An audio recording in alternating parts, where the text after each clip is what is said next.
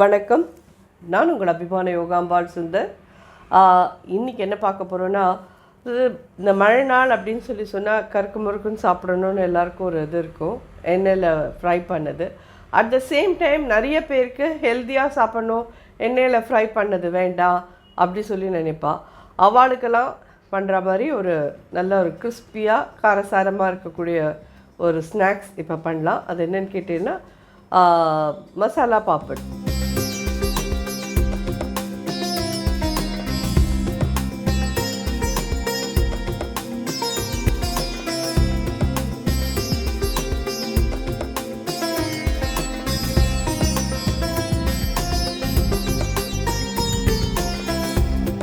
இந்த மாதிரி பாப்பட் கிடைக்கும், அதை இந்த மாதிரி தவாவில் போட்டுக்கோங்க.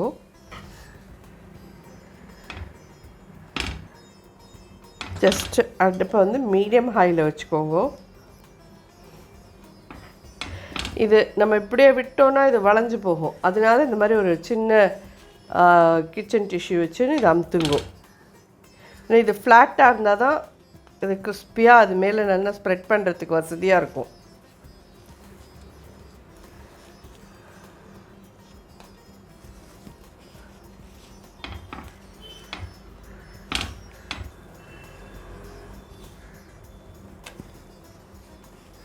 உங்களுக்கே தெரியறதா கலர் எப்படி மாறி இருக்குன்னு?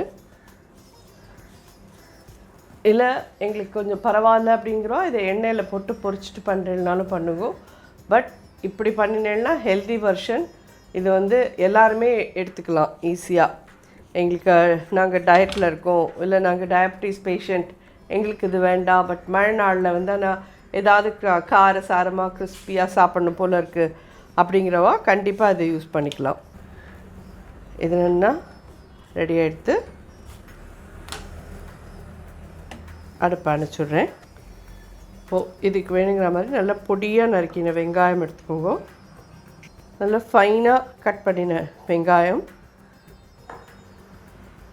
ஒரு வெங்காயம் சின்னதாக இருக்கிறது போதும். நம்ம 2 தான் எடுத்துகிட்டு இருக்கோம், அதுக்கு தகுந்த மாதிரி எடுத்துக்கோங்க. நீங்களும் உங்களுக்கு எவ்வளோ எடுத்துக்கிறீங்களோ அதுக்கு தகுந்த மாதிரி எடுத்துக்கோங்க. அதே மாதிரி ஒரே ஒரு டொமேட்டோ பொடியாக கட் பண்ணுது, கொத்தமல்லி ஃபைனாக சாப் பண்ணது, பச்சை மிளகாவும் ஃபைனாக சாப் பண்ணது ஒன்று போடுறேன். உங்களுக்கு சௌகரியம் போல் நீங்கள் காரம் எவ்வளோ வேணுமோ பார்த்து போட்டுக்கோங்க. ஸ்லைட்டு கொஞ்சமாக உப்பு, அப்பளாம்லேயே நிறையா உப்பு இருக்கும், அதனால் உப்பு பார்த்து போட்டுக்கோங்க. இதுக்கு ஒரு சின்ன பிஞ்ச் போடும். நம்ம சாட் மசாலா வேறு போடுவோம், சாட் மசாலாவில் வேறு உப்பு இருக்கும்.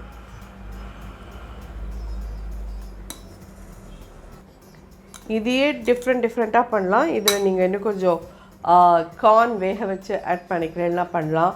அட் தி சேம் டைம் இதோட கூட கேப்சிகம் கட் பண்ணி போட்டு ராவாக மெல்லிஸாக கட் பண்ணி போட்டு அதையும் யூஸ் பண்ணிக்கலாம்.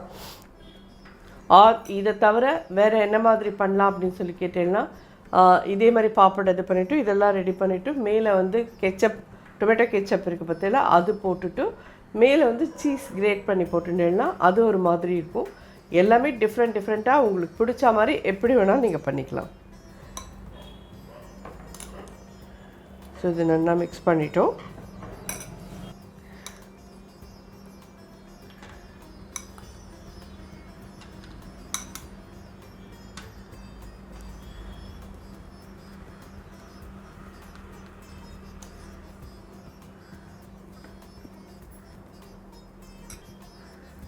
சின்ன பின் சாட் மசாலா,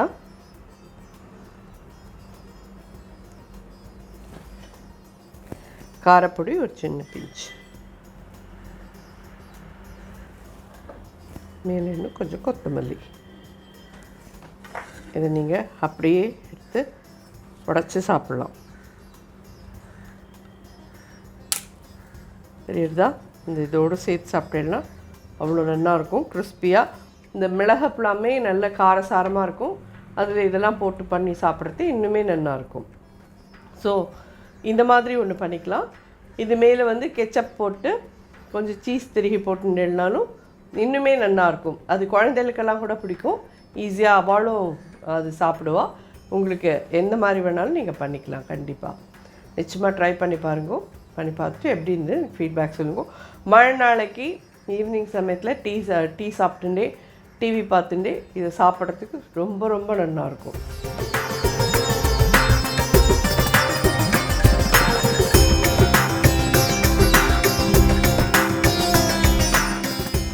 ஸோ இதுவும் நல்ல காரசாரமாக உப்பரப்பாக ரொம்ப ரொம்ப நல்லாயிருக்கும்.